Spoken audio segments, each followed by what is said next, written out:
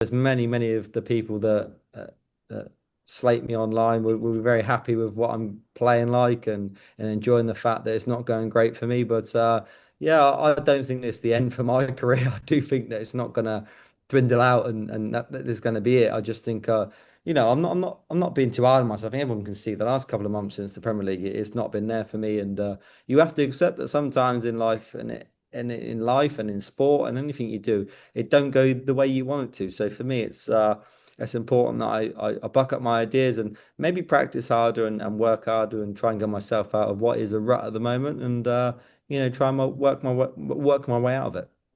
Remember when you were speaking about that Premier League, it meant so much to you because that was like the missing piece of the puzzle. When you fulfilled everything that you wanted to win, is it hard then to reassess the career goals and things like that then?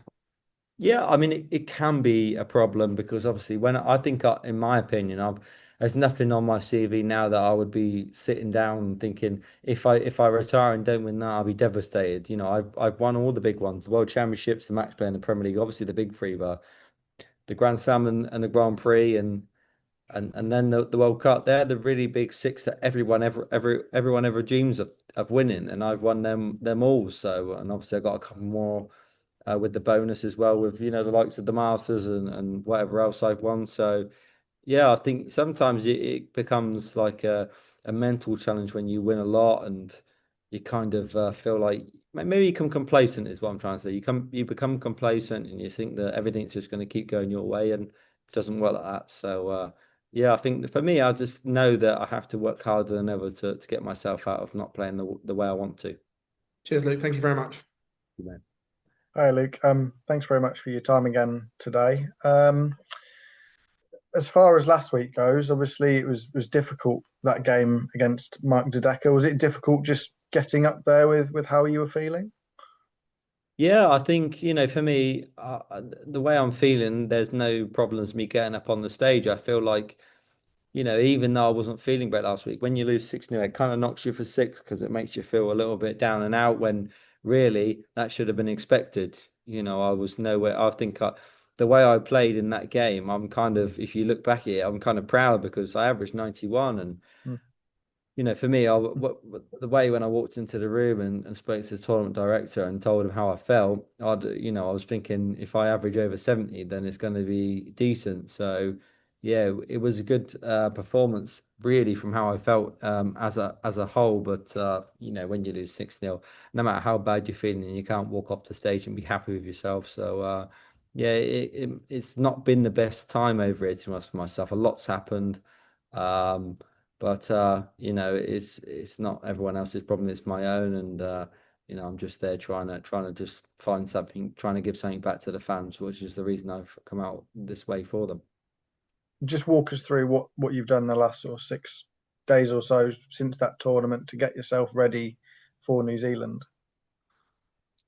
Yeah, I mean, we travelled over on the Sunday. Obviously, was that was a really tough day for me because I was really feeling bad then. And on the Monday, obviously, I went to the doctors, and they kind of thought I had flu or maybe a throat infection. My throat was quite inflamed, so got some antibiotics for that to because they didn't really know it. It was flu. I had high temperature, and I didn't really know if it was like flu or it was the throat that was inflamed that was causing all the problems. So they gave me antibiotics for the throat infection. That was possibility because obviously the whole plan was to make sure I'm okay to fly home on Sunday. So yeah, I've not really done too much to be honest. I played a little bit of golf yesterday, which I felt a lot better to do. I thought getting out would probably do me the world of good, and not really been able to do much else to be honest in between now because I didn't really want to push myself, but did the media day and yeah, was just trying to make myself better and feel like I could compete this weekend.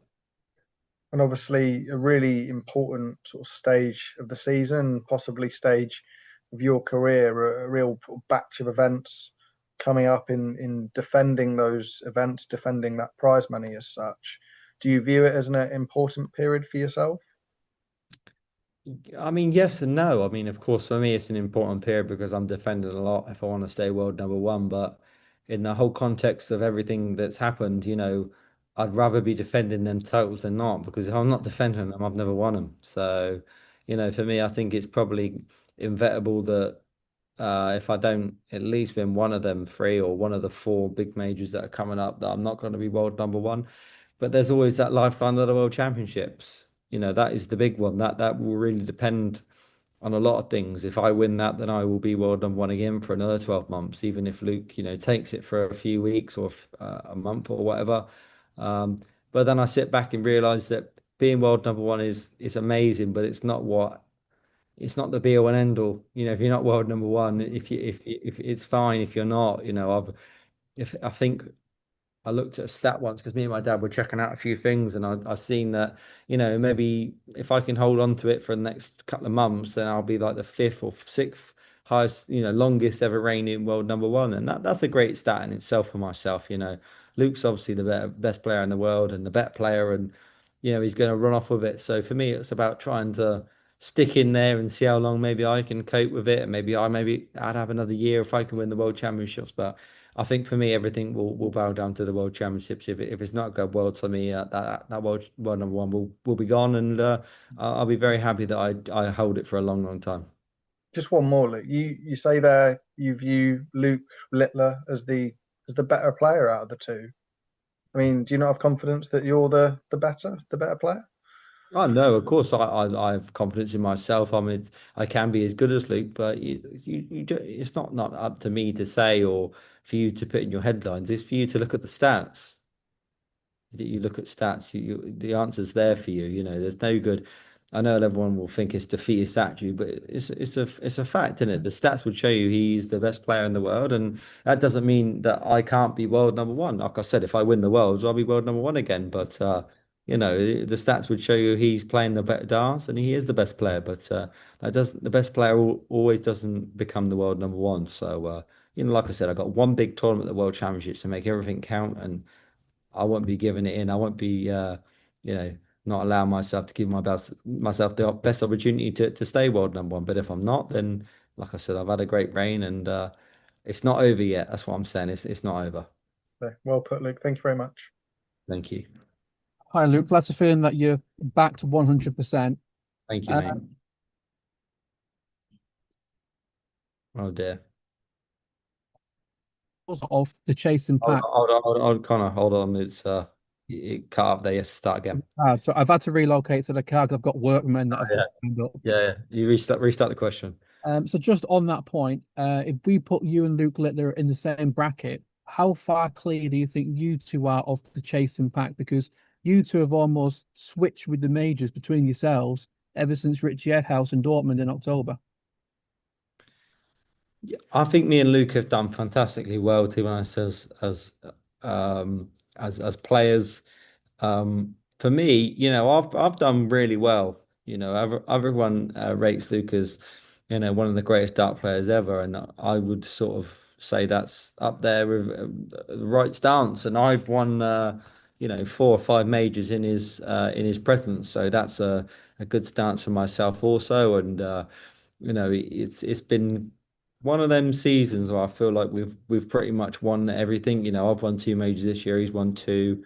I've won World Series. He's won one World Series. So we've been quite similar from what we've done. And yeah, I think there's a lot of talent out there that's ready to have a piece of the pie. But me and Luke are the ones that have reigned supreme over the last couple of years. And yeah, I don't think that it may last like that forever. I think there's going to be a couple of players that want a part of it, but recently, or should we say the last 2 years, it's just been me and Luke that have won most of the things.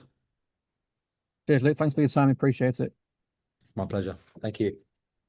Thanks, everyone. Thank you, Cheers, Luke. Luke. Thank you.